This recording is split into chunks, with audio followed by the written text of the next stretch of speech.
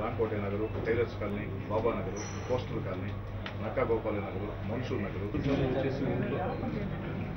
ఏడేందంటే పరిస్థితి భుజనూరులో దగ్గర పరిస్థితి గత 3 సంవత్సరాల్లో ఒక్క భుజనూరు స్టిల్ ఈరోజు నెలకి 8 మీకు దాని మామూలు మిస్ అయ్యి వచ్చాయి కాబట్టి మీ వాడు ఇచ్చింది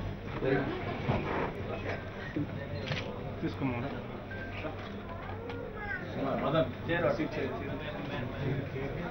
దీర్ఘకాలిక సమస్య. నెల్లూరు నగర కార్పొరేషన్ పరిధిలోని భుజభుజ నెల్లూరు, కొత్తూరు, కల్లూరుపల్లి ప్రాంతాల్లో తాగునీటి సమస్య దారుణాతి దారుణంగా ఉంది. గుక్కెడు నీళ్ల కోసం ట్యాంకర్ల వద్ద స్థానిక మహిళలు పడిగాపులు గాయాల్సిన పరిస్థితి.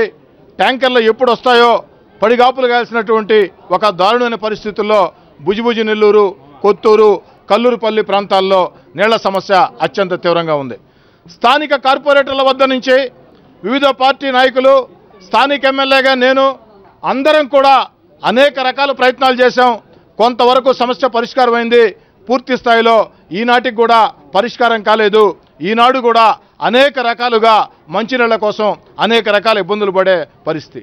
ఈ పరిస్థితుల్లో భుజభుజ నెల్లూరు, కొత్తూరు, కల్లూరుపల్లి ప్రాంతాల్లో తాగునీళ్ల కోసం నానా బాధలు పడుతున్నటువంటి ఆ యొక్క సమస్యను గుర్తించి యుద్ధ ప్రాతిపదికన వేగవంతంగా చర్యలు తీసుకోవాలని చెప్పని ఆ యొక్క ప్రాంతాల ప్రజలతో నెల్లూరు నగర కార్పొరేషన్కి వచ్చి ఏదైతే కమిషనర్ గారికి, అదేవిధంగా జిల్లా మంత్రి గారికి, నగర మేయర్ గారికి, జిల్లా కలెక్టర్ గారికి అందరికి కూడా కమిషనర్ గారి ద్వారా 6000 సంతకాలతో కూడినటువంటి ప్రత్యేక విజ్ఞాపనని అందించడం జరిగింది. ఈ సందర్భంగా నగర కమిషనర్ గారికి, మేయర్ గారికి, జిల్లా మంత్రి గారికి, జిల్లా కలెక్టర్ గారికి నేను ప్రత్యేకంగా కోరేది ఒకటే, కోట్లాది రూపాయలు వాటర్ ట్యాంకర్ల కోసం మనం ఖర్చు పెడుతూ ఉన్నాం. ఖర్చు పెట్టాల్సిందే మంచినీటి సమస్య కోసం.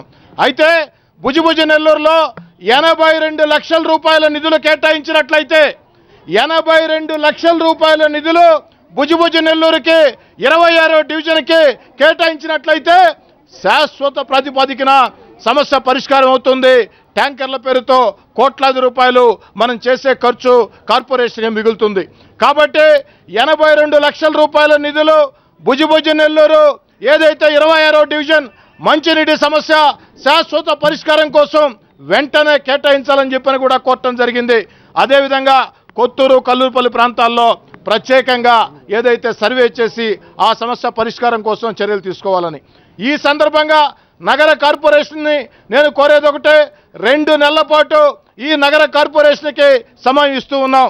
ఈ 2 నెలల్లో ఈ యొక్క ప్రాంతాల్లో మంచినీటి సమస్య శాశ్వత పరిష్కారం కోసం యుద్ధ ప్రాతిపదికన వేగవంతంగా నిధులు కేటాయించాలా, త్వరితగతిన పనులు పూర్తి చేసి ట్యాంకర్ల వద్ద మంచినీళ్ల కోసం స్థానిక ప్రజలు, ముఖ్యంగా మహిళలు పడిగాపులు గాయాల్సినటువంటి పరిస్థితి నుంచి తప్పించాలని కోరుతూ ఉన్నాం. 2 నెలల్లో ఈ సమస్య పరిష్కారం అయితే స్థానిక ప్రజల పక్షాన ఇదే అధికారుల్ని పూలమాలలతో సత్కరిస్తాం, అభినందిస్తాం. 2 నెలల్లో ఈ సమస్య పరిష్కారం కానట్లయితే స్థానికంగా ఉన్నటువంటి అందరి కార్పొరేటర్లతో, వివిధ రాజకీయ పార్టీ నాయకులతో చర్చించి కలిసి వచ్చే అందరినీ కలుపుకొని ఈ యొక్క పోరాటాన్ని మరింత ఉధృతం చేస్తానని చెప్పని తెలియచేసుకుంటూ జిల్లా కలెక్టర్ గారు, జిల్లా మంత్రి గారు, నగర మేయర్ గారు, ముఖ్యంగా మున్సిపల్ శాఖ మంత్రి నారాయణ గారు, నగర మేయర్ గారు, నగర కమిషనర్ గారు ఈ యొక్క ప్రాంతాల ప్రజల తాగునీటి కన్నీటి కష్టాలని మానవత్వంతో ఆలోచన సాగించాలని, హృదయ విదారకంగా ఉన్నటువంటి ఈ తాగునీటి కష్టాల పరిష్కారానికి యుద్ధ ప్రాతిపదికన చర్యలు తీసుకోవాలని చెప్పని కోరుతూ ఉన్నాను.